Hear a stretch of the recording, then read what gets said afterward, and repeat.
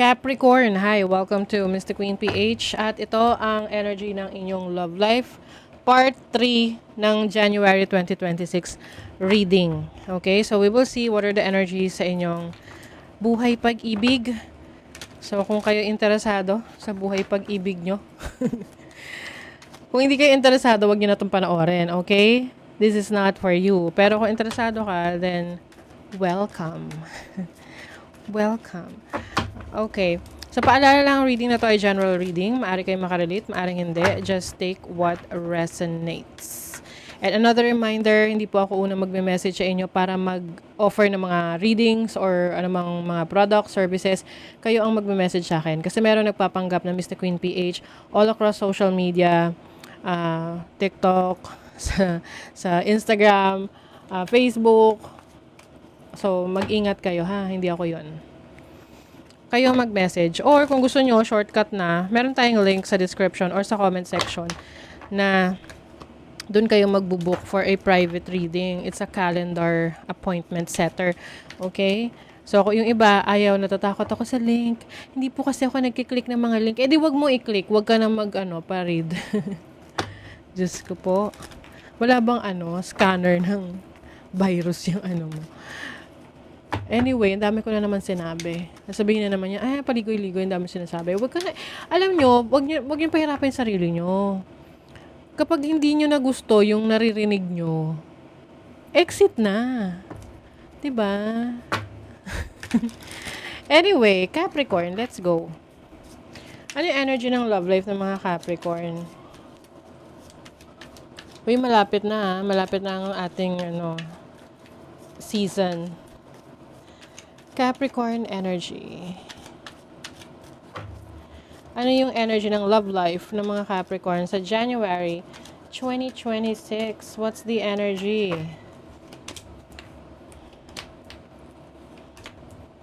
Naku. Move on. Capricorn.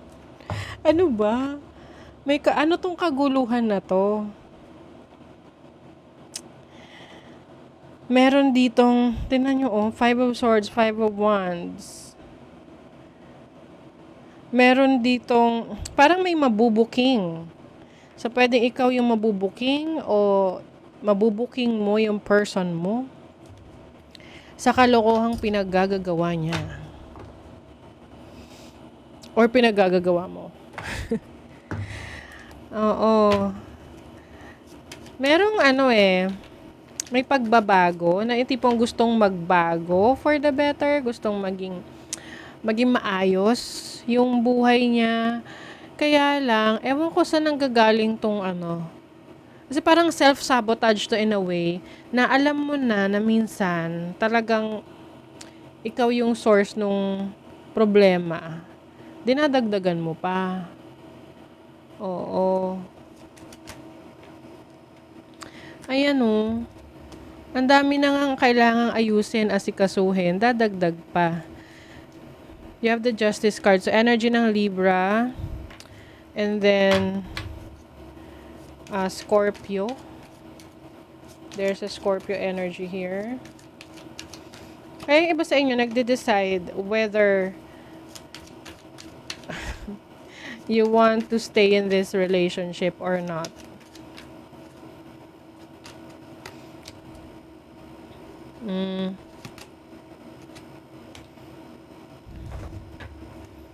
Merong energy rin ng air sign, Gemini, Libra, Aquarius. Ito kasi yung tipong merong pwedeng itong point of view na to, pwedeng iba-ibang angle, okay? Galing sa iba-ibang person involved sa relationship na to.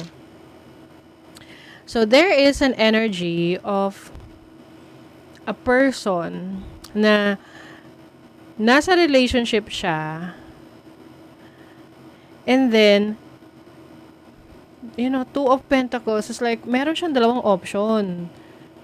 So, you may be involved in a third-party situation or can be a relationship na meron pang energy ng past relationships or connections na pwedeng nagiging dahilan ng away ninyo ng current person mo.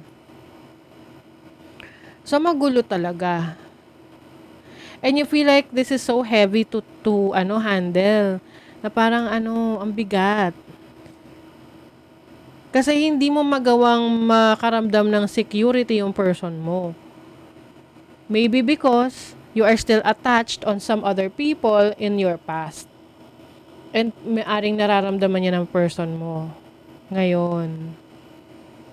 Now, with the Justice card and then the Two of Cups, you're finally making a decision wherein dun mo talaga gusto nang magsettle. Okay? So, you are making a promise sa isang tao na, okay, ikaw ang napili ko, etong corona. Ganon. 'Di ba? Tapos, you feel like you're giving this commitment to this person. Okay? Na aayusin mo yung relationship ninyo. Pero, kung sino man tong person na to, be careful kasi, siya, hindi mo siya maiisahan. Hindi mo siya maiisahan. So, pwede tong reversal ang roles, okay? Pwede namang ikaw, Capricorn, ay connecting with someone na, meron pang attachment sa past niya. Kaya lagi kayo nagkakagulo. And it's burdensome na rin sa'yo.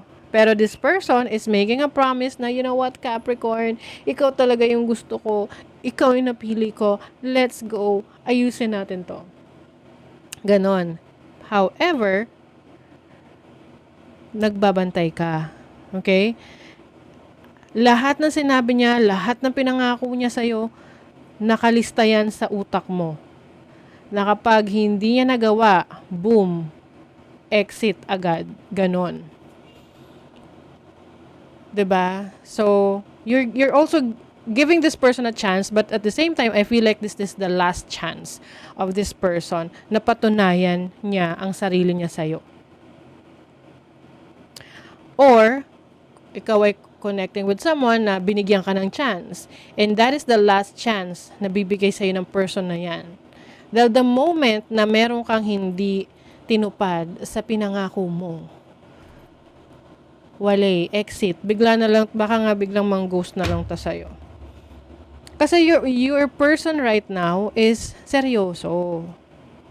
Seryoso siya. Ayaw niya magsayang ng oras. Ngayon, binigyan kanya ng chance na, ayusin. Kumbaga, do not fumble. 'Di ba? Oo, wag, tignan pa natin. So, just take whatever resonating sa inyo, ha? Kasi nga, general reading. Maraming mga energies ang napipick up natin. Divine Masculine. Growth. Okay, so this is for the growth of your relationship. Maaring the person, maaring ikaw yung Divine Masculine or the person that you're dealing with. Third eye, 'di ba?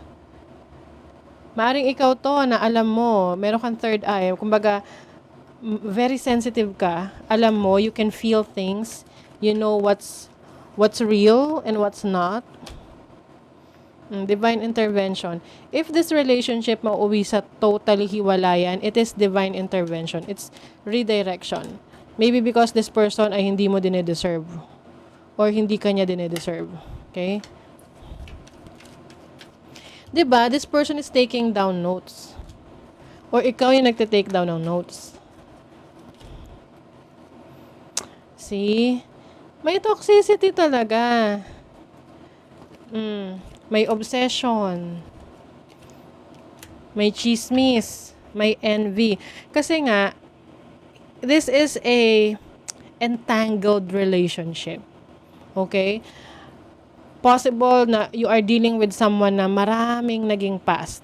Na yung iba, meron pa rin siyang connection sa mga past niya. Pwede may mga anak sila. Or, ikaw to, na marami kang energy ng past kasi maaring may mga connections ka pa sa kanila. 'Di ba? Tingnan pa natin.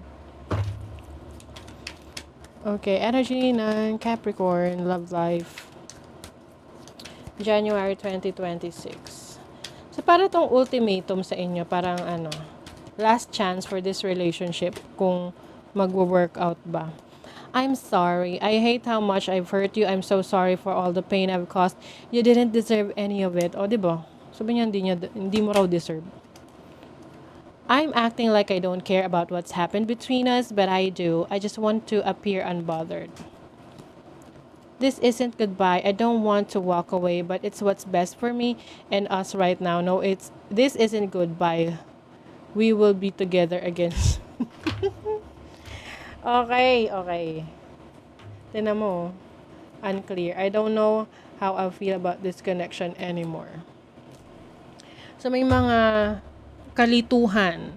Kasi, merong na-disappoint. May disappointment. So, pwedeng ngayon to nangyayari sa inyo and pagdating ng January, you will try to work things out with this person. Kasi nga, may pinapangako siyang nagbabago na siya. Or maaring ikaw to, na may pinapangako ka na magbabago ka na. Oh. Pero, I don't know. kung magbabago ba. Views you as a temporary pleasantry, not a serious relationship. Oh my God. Oh. Pwedeng She can only do small favors, unable to give anything more. Can only offer small gestures and minor tokens. So pagdating sa effort sa relationship, ambag sa relationship, hindi talaga kayang maibigay yung all out. Kasi nga pwedeng hati-hati yung kanyang 100%. Hindi lahat sa'yo. Or ikaw, hindi mo lahat maibigay 100% mo because you're also dividing those energies sa iba. I feel you through everything, the news we heard, the pain we share, and the hope we hold on to. We are connected even in this dark time. So, nagkakaroon na ng hallucination. Yung person. So, pwede ikaw to or the other person. Dahil sa nangyayari or nangyari sa inyo. Hindi na, kumbaga parang lahat na lang na-associate niya sa nangyayari sa buhay niya ngayon. Doon sa experience or challenge ninyong dalawa. Now, this is your energy moving forward. Dalawang beses lumabas yung judgment. You have the Page of Pentacles. So, there's an energy here of trying to build something again. Okay? So, pwedeng tatanggapin mo tong taong to or pwedeng tatanggapin ka niya kasi just take what resonates. Pwedeng reversal yung roles.